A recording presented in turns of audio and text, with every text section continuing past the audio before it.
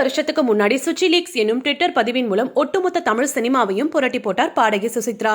இப்போ அந்த ட்விட்டர் பதிவு நான் போட்டதே கிடையாது என்று சொல்லி மீண்டும் ஒரு அதிர்வலையை ஏற்படுத்தியிருக்கிறார். நடிகர் தனுஷிடம் இருந்து ஆரம்பித்த தமிழ் சினிமாவில் என்னவெல்லாம் நடந்து கொண்டிருக்கிறது என்பதை ஓரளவுக்கு தெல்ல தெளிவாக சொல்லி முடித்துவிட்டார். கடந்த சில தினங்களாக எந்த பக்கம் திரும்பினாலும் சுசித்ரா இன்டர்வியூ பற்றி தான் பேச்சு. அவருக்கு எதிராக சில விரும்பத்தக்காத விஷயங்களை செய்தவர்களை பற்றி நிறைய பேசியிருந்தார் சுசித்ரா. அப்படி ஒரு பேட்டியில் பிள்ளைகளை வளர்ப்பது எப்படி என்ற டாபிக்கில் ஆரம்பித்து அப்படியே விஜய் ஆண்டனி மகள் தற்கொலை பற்றி பேச ஆரம்பித்தார்.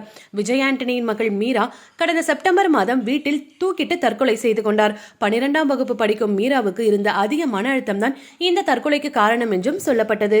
சுசித்ரா இதற்கு வேறு ஒரு காரணத்தை சொல்லியிருக்கிறார். விஜய் ஆண்டனி படங்களில் ஹீரோவாக நடிப்பதற்காக தன்னுடைய உடல் அமைப்பை பிளாஸ்டிக் சர்ஜரி செய்து மாற்றியிருக்கிறார். இதே போன்று பிளாஸ்டிக் சர்ஜரி செய்து தன்னுடைய உடல் தோற்றத்தை மாற்றிக்கொள்ள வேண்டும் என்பது மீராவின் ஆசையாக இருந்திருக்கிறது. இதை தந்தையிடம் தெரிவித்திருக்கிறார். தந்தையும் மீரா கேட்கும் போதெல்லாம் ஒரு சில நாடுகளின் பெயர்களை சொல்லி கண்டிப்பாக அங்கு கூட்டிட்டு போய் பிளாஸ்டிக் சர்ஜரி செஞ்சுக்கலாம் என்று சொல்லியிருக்கிறார். சம்பவம் நடந்த அன்று இரவு மீரா மீண்டும் அந்த பிளாஸ்டிக் சர்ஜரி பற்றி பேசியிருக்கிறார். ஒரு கட்டத்தில் டென்ஷனான விஜய் ஆண்டனி சாப்பிட்டுக் கொண்டிருந்த தட்டை தூக்கி எறிந்துவிட்டு பிளாஸ்டிக் சர்ஜரி எல்லாம் செய்து வைக்க முடியாது என்று கோபமாக சொல்லிவிட்டு போயிட்டாராம்.